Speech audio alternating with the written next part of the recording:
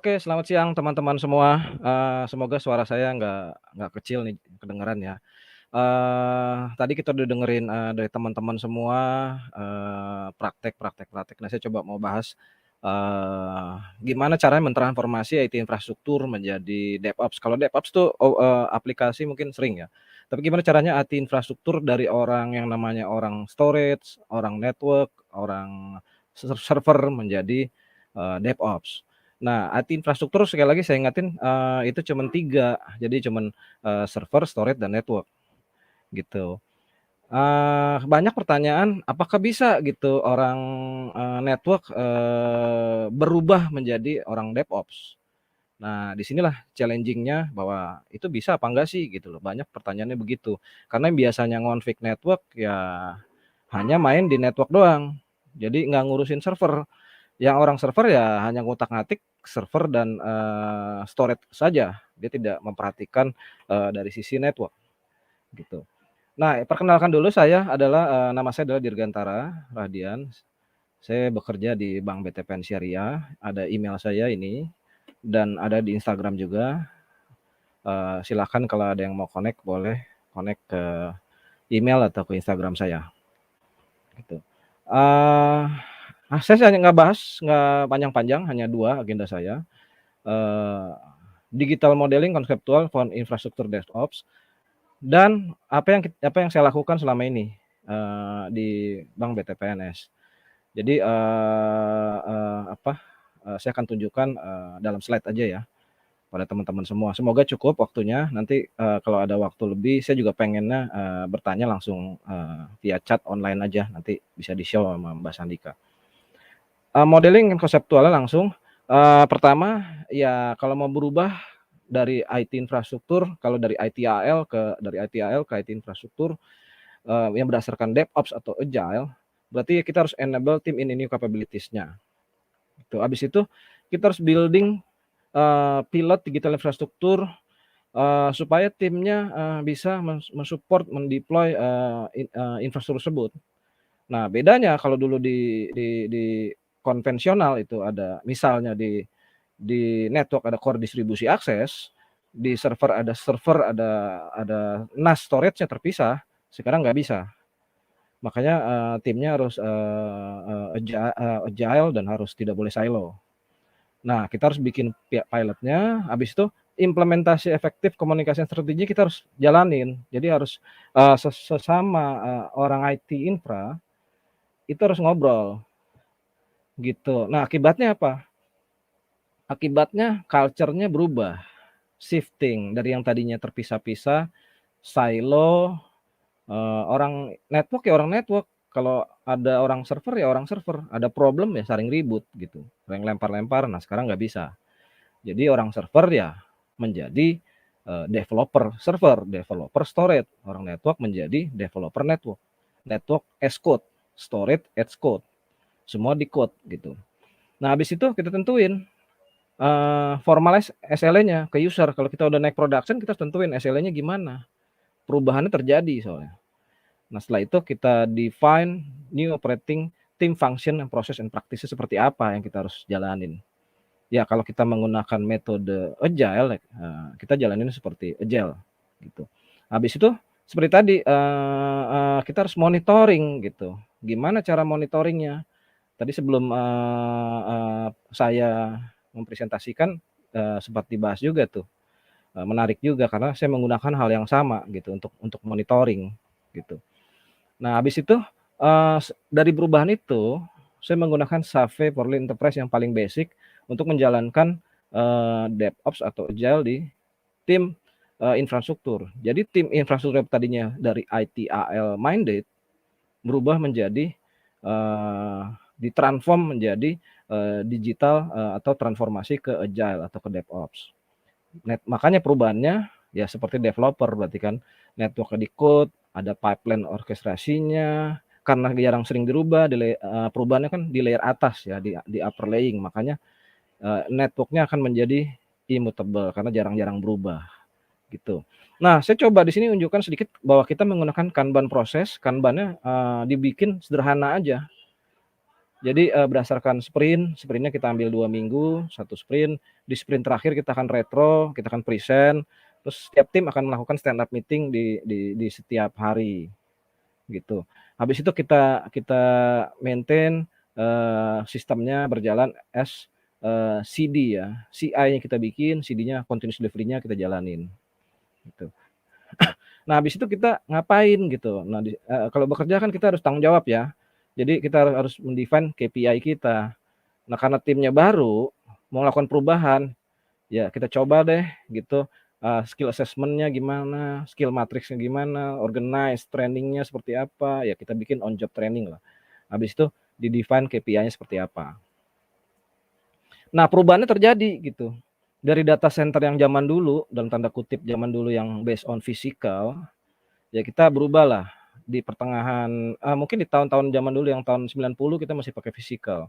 Naik masuk 2000 kita pakai virtualize gitu. Muncullah berbagai macam virtualize, yang salah satunya mungkin, banyak virtualize yang banyak digunakan gitu, virtual machine. Nah, habis itu zaman sekarang nih, zaman now nih, semua larinya ke, rame-rame orang larinya ke cloud, microservices, container, dan DevOps. Nah, tujuannya adalah itu. Nah, habis itu kita bikin roadmap-nya nih. Saat yang pertama, stages pertama, IaaS dulu deh dibikin, infrastruktur as a services-nya kita bikin sebagai build untuk IT infrastruktur, gitu. Habis itu kita jalanin innovation stages-nya nih, platform as a services-nya kita bikin deh isinya mau apa nih, misalkan image-nya kita mau isi, Linux OS doang, jadi ada menunya gitu. Misalkan menunya kalau kita ibaratkan masuk restoran itu misalnya ada nasi uduk, ayam goreng, sayur asem. Ya udah kita bikinlah, ada Linux operating system-nya, ada Apache-nya, ada MySQL-nya. Nah, kalau butuhin nasi putih doang bisa nggak? Bisa, nasi putihnya doang kita kasih aja Linux OS, selesai.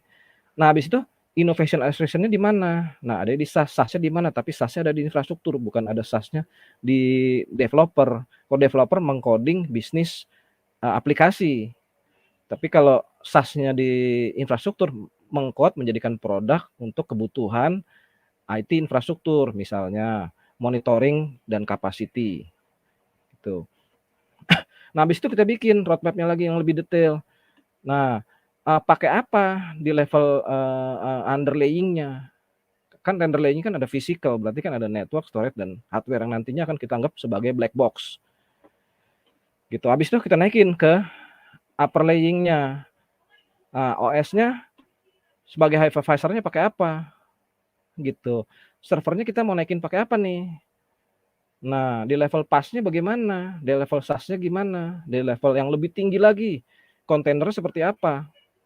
Nah, dibagi lagi 4 stages, jadi early adopter, innovation stages, acceleration, dan digital transformasi.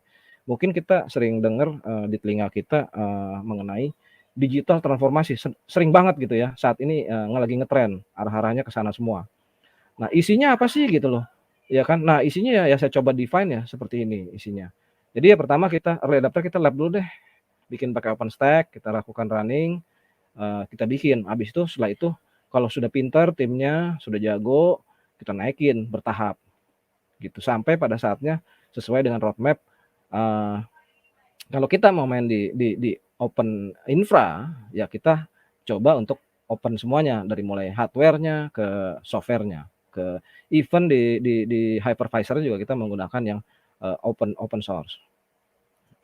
Nah, seperti ini kira-kira kalau building block-nya seperti ini. Jadi di bawah ini, kita menggunakan NVIDIA Mellanox untuk high speed switching untuk bermain di seperti tadi dibilang chef. Jadi sini saya pakai chef juga dengan speed, 2 kali 100 gigabit untuk, spine and leaf, redundancy kiri dan kanan, dan saya menggunakan open vSwitch.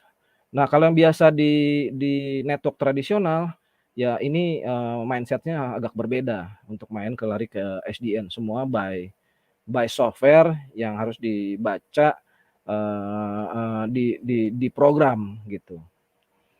Nah, kira-kira seperti ini, IaaS dulu di-deploy, hardware-nya dibikin, semuanya udah ada, kita hitung kebutuhannya untuk cloud gimana, CPU-nya berapa, NUMA-nya kita hitung, dalam hal ini saya menggunakan AMD, EPYC, digabung dengan NVIDIA card ya, dan switching. Habis itu di atas itu kita menggunakan Open vSwitch dan Chef. Di atasnya adalah kernel virtual machine. Firewall-nya itu masih menggunakan group security yang basic dari OpenStack. Load balancer-nya kita mau arahkan ke HA Proxy dan Octavia. Router as a services-nya sudah ada di dalam OpenStack yang default. Terus logging dan analitiknya kita menggunakan Elastic, Kibana, dan Grafana. Gitu. Nah, di atas itu adalah ya tadi OpenStack-nya dan orkestrasinya yang masih kita bikin juga menggunakan ini. Kalau billing system OpenStack Cloud Kitty, kalau Red Hat firewall kita menggunakan yang existing IP table atau menggunakan firewall as a service-nya security group-nya dari OpenStack. Gitu. Next-nya apa yang kita lakukan saat ini? Seperti tadi saya bilang kita harus hitung dulu nih capacity planning-nya gitu. Kalau menggunakan 24 port atau 32 port, ya kalau bisa jangan oversubscribe gitu. Jadi dihitung dulu berapa network portnya. Misalkan kita menggunakan 100 giga dalam satu card ada dua 100 giga kiri dan kanan. Nah, berapa uplink yang harus dibuat gitu untuk supaya tidak ada latensi di dalam data komunikasi di LAN, di network maupun di Chef, di storage gitu. Karena isinya tuh 3 gitu di dalam sini, storage, network, dan compute. Nah, kalau untuk menggunakan 100 GB itu kita akan makan satu port habis. Tapi kalau 50 giga itu kita bisa pakai 2 di brick kabel. Jadi lebih irit gitu. Kalau ada 24 port artinya 24 kali 100 giga. Nah, uplink-nya harus berapa kita hitung. Supaya mengejar latensi dapat latensinya storage. Karena di hyperconverged di Chef impact-nya adalah antar servernya itu seakan-akan dijadikan satu. Itu. Nah, dari sini yang saya gunakan adalah Mellanox yang 2700 series dengan 32 port kali 100 GB. Saya hitung kalau saya pakai full stack penuh kira-kira cukup nggak ya? Kalau saya running full stack, saya mau dapetin IOPS misalkan 1 juta IOPS gitu. Saya mau dapetin. Nah, kira-kira harus berapa untuk itu? Nah, di bawahnya saya pakai yang sama 32 port juga. Kalau 32 port berarti 2 kali 100 dipakai kiri kanan. Jadi ada sekitar 32 kali 100 giga dikurangi MLAC dan uplink. Nah, itu adalah sisanya untuk networknya. Gitu. Nah, dari situ pada saat ini saya gunakan adalah untuk span and leaf ke kiri dan ke kanan itu ada 8 kabel, artinya 8 kali 100 ke kiri dan 8 kali 100 ke kanan. Supaya nggak over subscribe. Jadi saya pengen dapetin performa yang baik di sisi compute dan storage, terutama di storage di Chef-nya. Nah, dari sini kita melakukan tuning. Nah, yang saya gunakan adalah di sini adalah Ubuntu 20.04 LTS. Saya kira juga tadi saya setuju dengan presentasi sebelumnya. Ubuntu 24 LTS itu adalah lebih advance di cloud system untuk cloud. Jadi saya menggunakan itu untuk merunning sistem di server, storage, dan network. Networknya kita install dulu drivernya menggunakan Ofet driver, kita driver 100 giganya, habis itu kita binding 100 giganya menjadi 200 giga dalam satu server. Nah, dari situ kita bisa lihat nanti benchmark performance-nya menggunakan VIO, kita benchmark di level OS di hardware ya, bukan di instance, di bawah jadinya, masih di bawah. Nah, setelah itu kita benchmark, kita tuning OSD-nya berapa sih yang paling optimal untuk mendapatkan speed atau IOPS yang baik gitu. Nah, dari situ kita lihat juga kita harus split di dalam network ini, isinya jadi apa ya? Oh ya, isinya jadi ada 3 sekarang nih di dalam network. Kalau zaman dulu kan kita cuma lihat network, oh hanya network doang, gitu. Nah, akibatnya apa? Perubahan di IT infrastruktur. Kalau kita mengikuti ITIL kan IT infrastruktur sendiri. Kalau di DevOps itu dilebur menjadi developer dari network, developer dari storage, dan developer dari compute. Nah, mereka nggak boleh silo lagi karena kenapa? Orang server ya orang network juga, orang storage ya orang network juga, orang network ya orang storage juga, gitu. Akibatnya perubahan pola harus terjadi, gitu. Nah, di sini kita di dalam network isinya apa? Ya isinya ada storage juga, ada compute juga. Nah, di sinilah challenging-nya bahwa kita harus meng-QoS, membagi-bagi positioning dari storage terus berapa sih?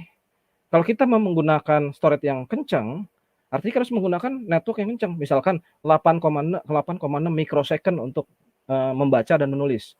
Nah, berapa antar kiri dan kanan ini nih? Server kiri di sebelah kiri dan sebelah kanan.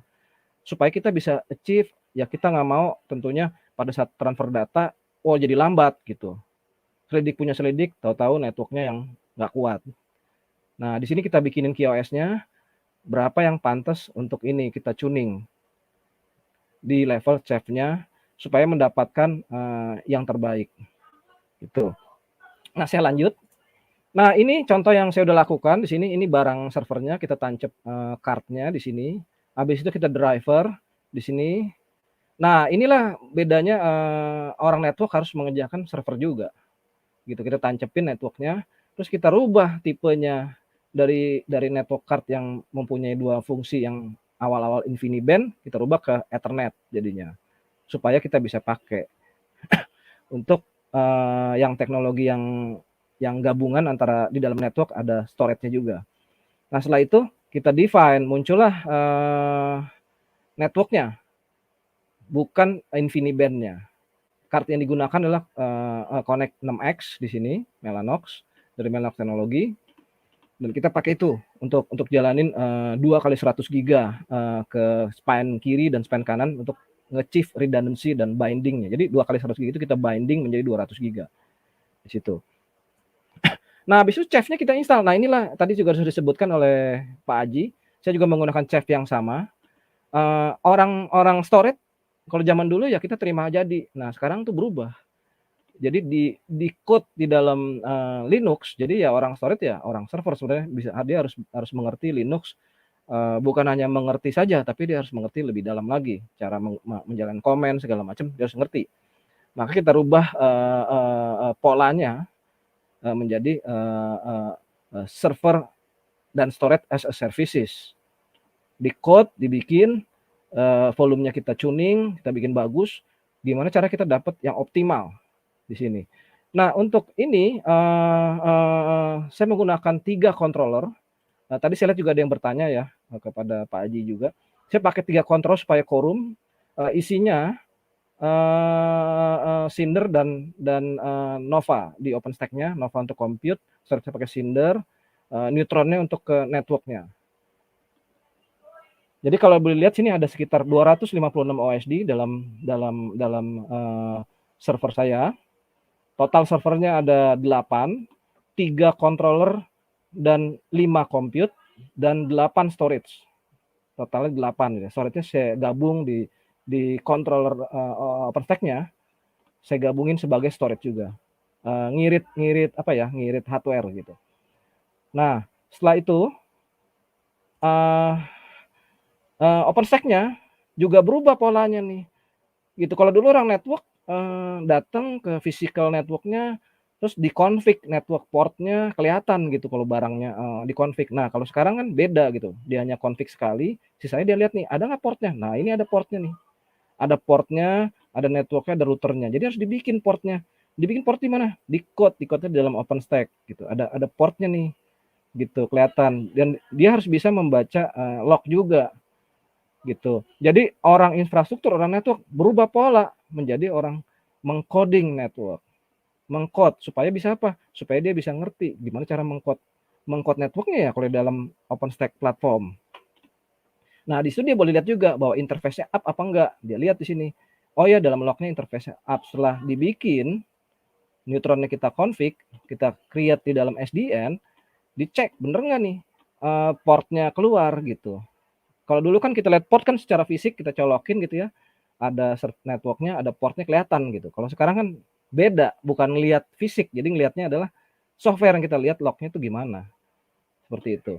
Nah perubahannya di situ, jadi mindset konvensional untuk teknologi network core distribusi akses itu berubah menjadi SDN menjadi beda. Yang tadinya core distribusi akses menjadi northbound, southbound, atas bawah, east and west, kiri dan kanan transfer datanya. Gitu. Nah, di sini ya perubahannya terjadi bahwa orang network ya dia sekarang belajar Linux, dia programin Linux-nya, dia untuk dan dia dilihat ceknya by log ya seperti orang server biasa. Jadinya ya orang server adalah orang network adalah orang storage, dan dia harus bisa ngeblend menjadi satu, nggak boleh silo. Kalau silo ya susah nanti kalau dalam satu screen gini ya nggak ada yang network, nggak ada yang apa. Begitu login ya isinya 3 gitu, network, storage, dan server. Nah, disinilah challenging-nya kalau ada problem gimana si orang network mendebugnya. Nah, ada dalam satu case kita nemukan beda network nih, beda MAC address gitu. Nah, prinsip dasar network itu tetap berlaku, nggak berubah. Konsep dasar tetap sama, mengecek MAC address segala macam, kita cek lihat sama apa enggak. Nah, di mana diceknya? Di YAML filenya. Jadi ya berubah. Orang network yang tadinya lihat di switch-nya langsung, sekarang enggak, lihatnya di server gitu. Di program, di code, tapi konsep dasarnya sama. Jadi dia hanya melihat lognya di dalam file. Gitu. Nah, monitoringnya, tadi saya bilang monitoring ini sama. Saya menggunakan Grafana di sini, Exporter dan Prometheus. Chef-nya saya juga monitoring dengan Grafana. Ini kita udah live di production. Jadi saya cerita ini, saya sudah lakukan perubahan transformasi hampir 2 tahun untuk menjalankan ini, merubah ini, dan kita sedang go production migrasi. Nah, ini ada kelihatan di sini, latensinya kelihatan kecil banget di sini, hanya 0,0156 milisecond. Ya, yang ini ada latensi lagi 0,0, average-nya 0,0014. Jadi memang network itu berpengaruh. Gitu. Nah, di sini chapnya kita monitor, ini per instance-nya servernya kita monitor gitu. Supaya kita mendapatkan hasil optimal ya gimana? Menjaga kestabilan production mesin, ya kita harus monitor semuanya. Nah, ini saya hanya mau kasih contoh bahwa sharing ke teman-teman semua bahwa bisa nggak? Bisa, asal mau, asal niat gitu.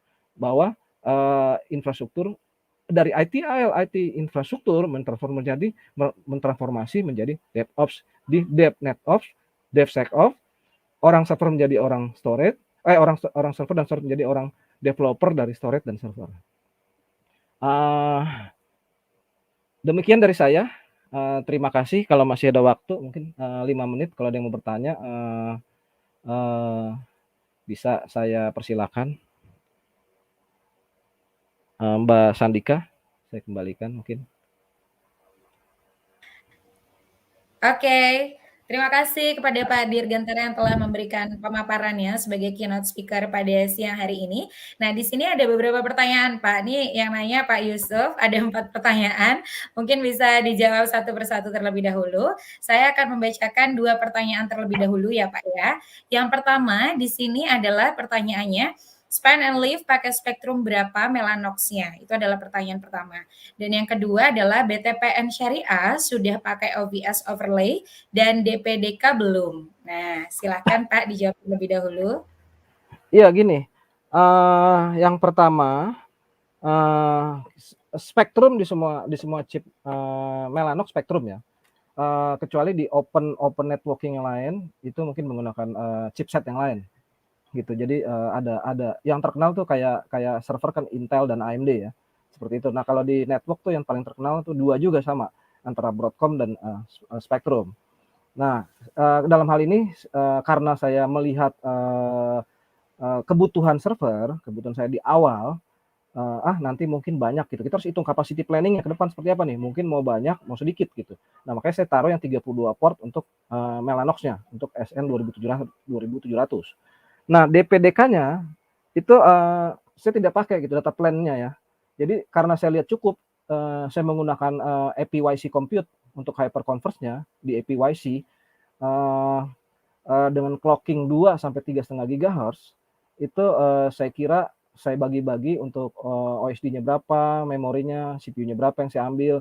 Nah, itu saya lihat sih masih cukup sebenarnya, gitu. Jadi, tergantung dari perhitungan dan pemilihan hardware juga sih. Nah, makanya saya senang sekali dengan, hardware yang menggunakan open project gitu, karena kita bisa mainin tuh hardware-nya.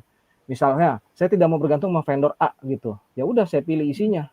Even kita mau pakai misal ya, mereknya yang mungkin orang juga nggak agak susah, ini misalkan Asus server atau, Gigabyte gitu ya, kita bisa pakai. Tapi di sini, saya lihat bahwa open merek apapun tidak masalah, yang penting, performanya tinggi, teknologinya baik, yang kita lihat dari segi teknologi dan, apa namanya, eee, penggunaannya tepat tentunya. Kira-kira seperti itu ya. Masih kurang Oke. satu pertanyaan gimana? Iya, masih ada 2 lagi, Pak, pertanyaannya. Nih 2 Oke. pertanyaan berikutnya masih dengan orang yang sama, dengan Bapak Yusuf. Ya ini katanya Pak Yusuf mau ini, Pak, rencananya mau bikin, kegiatan nih kalau saya lihat di kolom komentar ya. Kayaknya Iya. setelah ini seru nih kalau bikin sharing session, katanya dari BTPN Syariah support gitu. Oke, mudah-mudahan habis ini terlaksana ya kolaborasi bareng. Karena pemaparan dari Bapak ini sangat sangat membuka wawasan kepada kita semua. Dan berikutnya di sini ada 2 pertanyaan terakhir dari Bapak Yusuf yang, ketiga adalah InfiniBand pakai seri berapa buat save replikanya. Kemudian yang terakhir adalah Spine and Leaf pakai metode apa? BGP, EVPN? Halo? Ya, halo Pak, terdengar suara Iya. saya? Iya, jadi saya jawab dulu yang pertama ya. Yang pertama kan, Boleh. apa tadi? Sorry. Oh, oke InfiniBand oke. pakai seri Iya. berapa ya? Jadi gini, connect, Mellanox Connect 6X itu ada 2 model, satu yang InfiniBand, satu yang bukan. Karena saya menggunakan, di PCIe Gen 4, saya kan nggak mau dua slot. Jadi kalau yang itu kan 6X tuh ada yang 2 slot, itu untuk mengejar speed. 2 slot PCIe Gen 3 saya colokin, ngapain saya buang-buang apa namanya, buang-buang slot lah, sayang gitu. Makanya saya pakai yang 6 yang InfiniBand, cuman saya config modenya bukan mode InfiniBand, modenya menjadi mode network, gitu. Dirubah menjadi mode network karena kartu itu memang bisa network gitu. Dipakai network, nanti kita ubah, kita pasang, kita tancap di PCIe Gen 4.